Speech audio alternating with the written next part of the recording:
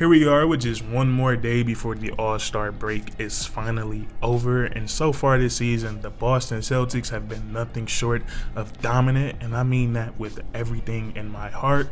We look at the Boston Celtics going into the All-Star break. They had the best record in all of the NBA with a record of 43-12. We look at their home record. They've also been very dominant at home. They have the best home record in all of the NBA. Out of 29 games at the Garden, the Boston Celtics have only lost 3 times. And then we look at where they rank in some statistical categories as a team. Offensive rating, number 1 in the NBA.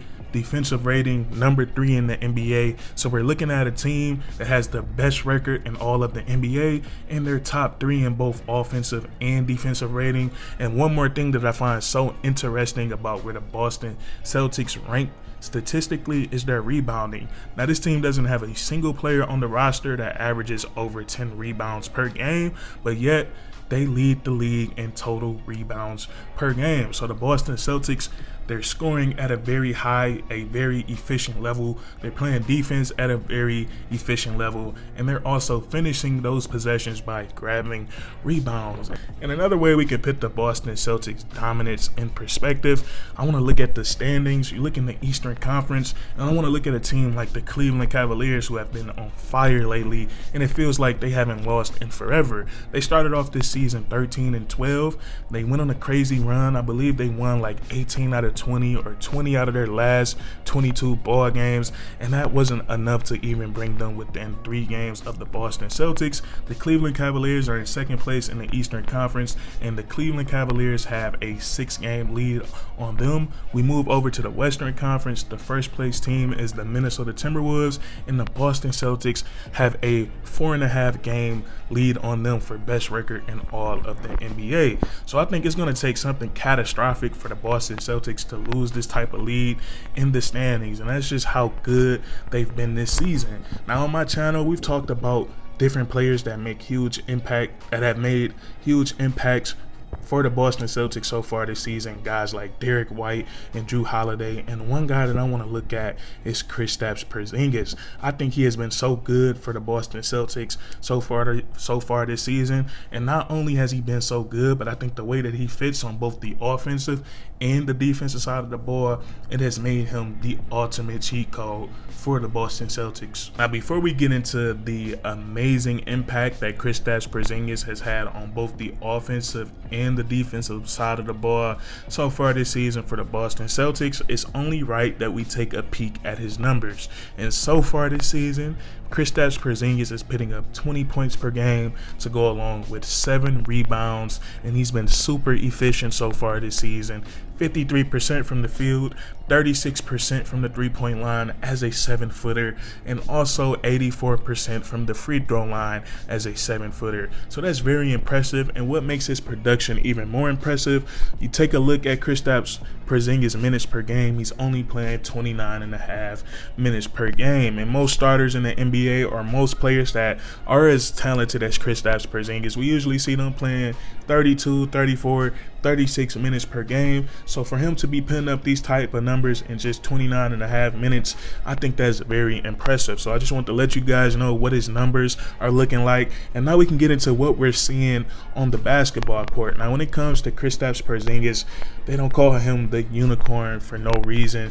It's because he can do a lot of things that we've never seen before at his size. Now, we can start off with the obvious. I think the biggest way that Kristaps Porzingis, or I should say the most simple but the most effective way that Kristaps Porzingis has made the offense so much easier for the Boston Celtics, is his ability to knock down the three-point shot. And this is important in so many different ways. With him playing the center position and being 7'3", almost every team is going to put their tallest or their best rim protector or their best post defender on Kristaps Porzingis. And with those guys usually guarding Kristaps Porzingis, that means that he's making those bigs make that hard choice choice to pick between defending the rim or defending his three-point shot, because as a big, naturally, it's like you've been wired to do this your entire basketball career, except for on those occasions where you are facing a big that can shoot the basketball. But normally they're wired to just go and protect the rim.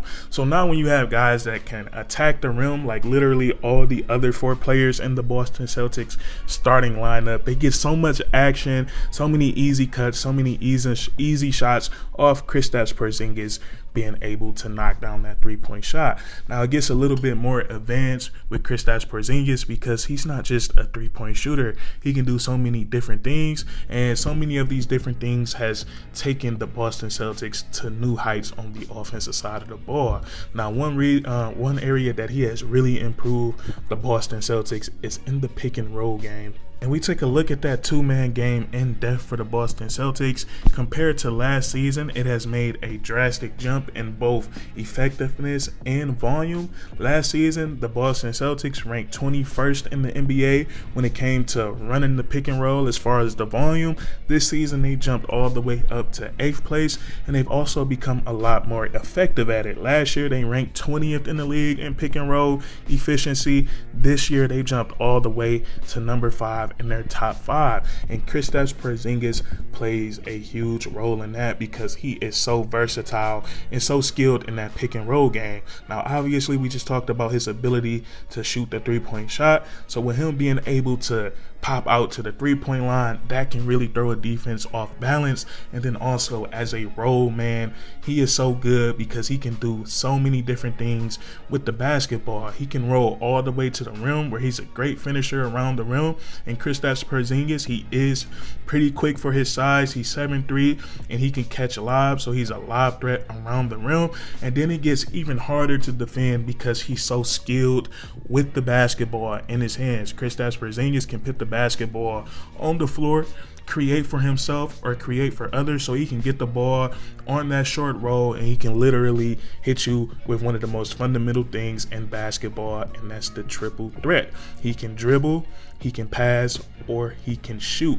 So he can come off that short roll, he can knock down that mid-range shot, he can find an open teammate, or he has a really good handle on the ball. He can make a move, get all the way to a rim, or get to his pull-up shot. So he's really, really good in that two-man game because he's such a skillful basketball player at his size.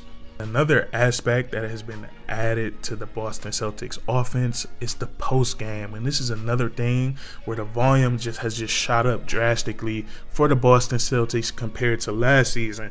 Last year they ranked 23rd in the NBA when it came to total post-ups per game. This year they ranked 3rd in the NBA, and a huge part of that is now because it's obvious they have a post player on their team now in Kristaps Porzingis. And I know Big Al used to be a great post player back in the day, but that is not what the Boston Celtics has been utilizing him for since he's been a part of this team. But back to Kristaps Porzingis, he has been the best post player statistically in the NBA. He's averaging like 1.6 points per post up, which is number 1 in the league. And I was watching First Take yesterday, and JJ Redick, I forgot how many years he said, but it was a bunch of years. And over those years that JJ Redick said, Kristaps Porzingis has been the best post player this season out of everyone else. A better post game than Nikola Jokic and Joel Embiid. And Kristaps Porzingis and the Boston Celtics, these other 4 guys that he's playing around in that starting 5, it's like a match made in heaven, because a lot of the times teams are switching against the Boston Celtics, and now when you're switching and you pit a smaller guy on Kristaps Porzingis who can literally do everything out of the post, he has just capitalized on that so amazingly this season. The numbers say it. Watching it, you can see it. I remember being so heartbroken. You guys see who is on my hat right here, the Detroit Pistons. I remember we were playing at the Garden during our losing streak. We were playing so inspired. I think we got up by like 20 on the Boston Celtics. It was a really close game down the stretch in the fourth quarter, and I just remember Kristaps Porzingis, we were switching, getting smaller guys on him, and he just kept hitting that post fade, or he just kept turning around and just shooting. And that's just what he's been doing all season long, just taking advantage of those very, very easy mismatches. And it's just very hard for opposing teams because you're dealing with Jason Tatum and Jaylen Brown, and also Drew Holiday and Derek White. And now you have a guy that can just kill any mismatch on that low block. So Kristaps Porzingis, his ability to knock down the three-point shot, his skillfulness with the basketball in his hands, and then his ability to play with his back to the basket has helped the Boston Celtics out in so many ways on the offensive side of the ball, and he's been just as impactful on the defensive side of the ball as well. And we all know over the last couple of years, the Boston Celtics, they have had a pretty good player at the center position when it comes to playing defense, and that was Robert Williams, a.k.a.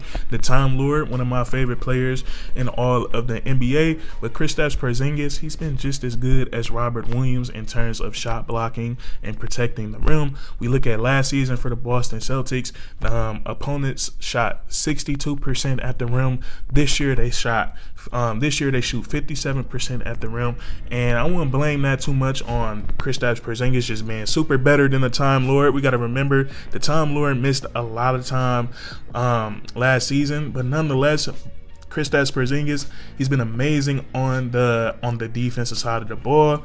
He's been blocking shots, protecting the rim, and he's adding that real fear factor to opposing teams going down and trying to get stuff at the rim, because we got to remember Kristaps Porzingis is 7'3" and he's extremely tall, so it's like he's eliminating the whole basket when he's going up vertically. So that's a real factor to consider. And then also he's pretty mobile and pretty fast to be a 7-footer, 7'3". He is not slow-footed at all. So Kristaps Porzingis, he has been amazing for the Boston Celtics this season. The stuff that he's done to this offense has been crazy, and then also being able to put out the same production as Robert Williams, whose role was just predicated to play defense. It's just a real steal for the Boston Celtics, and just an amazing pickup, man. I don't know what else to say, but that's gonna be it for this video. If you guys enjoyed, please comment down below if you agree or disagree, and then subscribe